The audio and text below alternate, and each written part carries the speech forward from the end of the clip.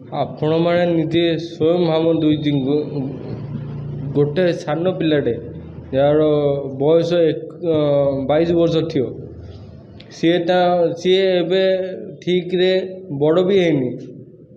ସିଏ ତା ବାପାକୁ କେତେ ଝୁନ ଥିବ ଆପଣ ନିଜେ ଭାବିପାରିବେ କି? ମୁଁ ତାହେଲେ ଆପଣ କିଛି ସୂଚନା ଦେବାକୁ ଚାହେଁ ନାହିଁ।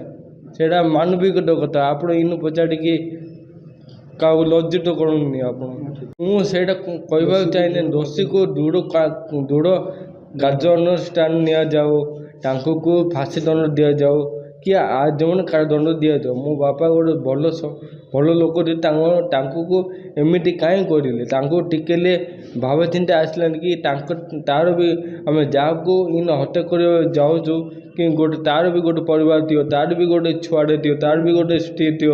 ସିଏ ହେଲେ ମୁଁ ଆଉ କିଛି କହିବାକୁ ଚାହୁଁନି।